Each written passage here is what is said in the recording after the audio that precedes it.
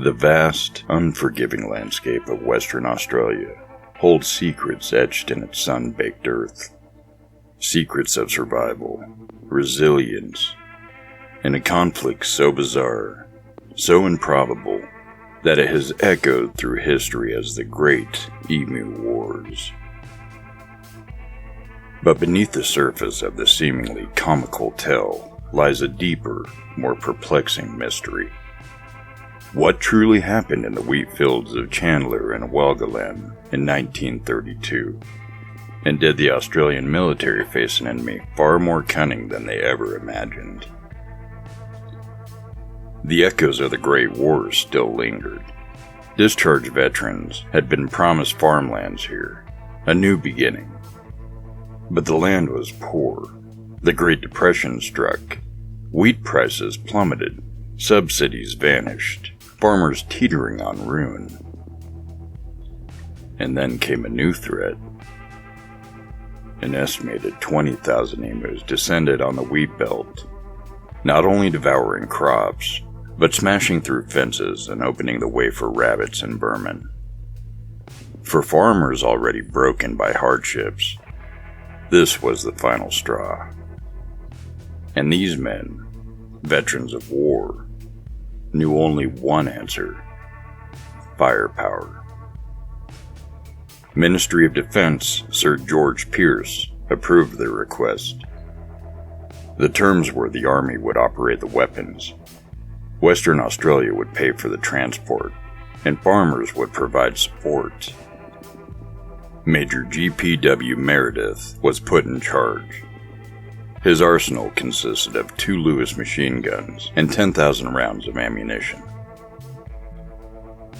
The campaign began October 1932, but it had been raining and the flock scattered. When the skies cleared, November 2nd marked the first engagement of what newspapers would soon call the Emu War. Near Campion, 40 emus appeared. Soldiers opened fire. A few fell, but the flock split, scattered, and escaped. The birds had slipped through the Army's grasp. Then came November 4th. A report had been made that more than 1,000 emus were approaching the dam. The soldiers prepared their ambush. The trap was sprung and then dozens dropped before disaster struck. The Lewis gun jammed.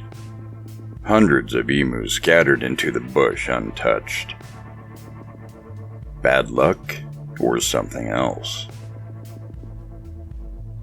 The days that followed revealed something strange. The emus changed their behavior. They broke into smaller, faster groups. They moved unpredictably. They seemed to be adapting. Army reports described leader birds, tall, black-plumed emus that watched, coordinated, and warned their flocks of danger. It had appeared that these birds were learning.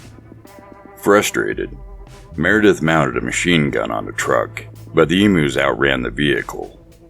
The jolting ride made firing impossible. By November 8th, after 6 days and 2,500 rounds fired, the Army had only managed to kill perhaps 50 birds. The emus had survived, but the soldiers' dignity had not. Public ridicule forced Pierce to withdraw the troops. The war's first phase had ended. However, Meredith's final report carried a chilling comparison.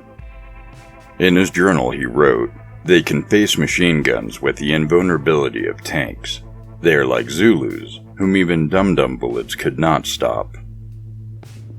Was Meredith rationalizing failure, or had he glimpsed a truth too unsettling to admit?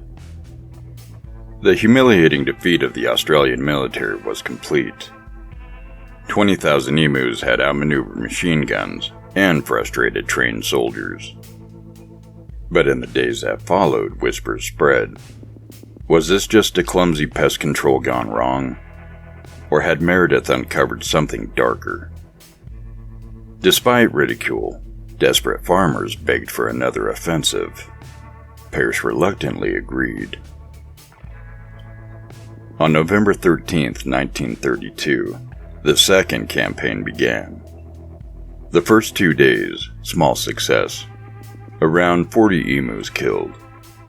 A glimmer of hope. But soon the pattern returned.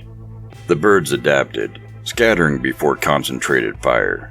Their movements seemed coordinated, calculated. And yet, as November turned into December, the tide shifted. Kill rates rose, roughly 100 birds per week. Had human tactics improved, or had the emus changed again? By December 10th, Meredith was recalled. His final tally, 986 confirmed kills, 2,500 more likely perished. Roughly 10 bullets for every bird seemed a hollow victory. Even in this success, the operation was woefully inefficient. Public backlash deepened, and farmers still struggled. And by 1934, a bounty system replaced military campaigns. Within 6 months, over 57,000 emus were claimed, far more effective than soldiers and guns. The Emu War became a global punchline. However, behind the laughter, questions remain. Reports of leader birds, coordinated movement, and unnatural resilience. Were these simply survival instincts, or evidence of intelligence we still don't fully understand? Looking back at the Emu War, we are left with more questions than answers. Did the emus truly exhibit a level of intelligence and tactical awareness that we have misunderstood? Was Major Meredith's comparison to the Zulu warriors more than just a flustered attempt to explain defeat? Consider the reports of leader birds, the swift adaptation to military tactics, the apparent ability to communicate and coordinate their movements. Could these behaviors point to a deeper cognitive ability within the emu population? An ability that allows them to, in essence, outsmart a military force armed with machine guns. The Emu War remains a bizarre footnote in military history, a testament to the unpredictable nature of conflict and the surprising resilience of the natural world. While the official narrative focuses on a failed pest control operation, perhaps the true mystery lies in the unacknowledged intelligence and adaptability of the emu itself.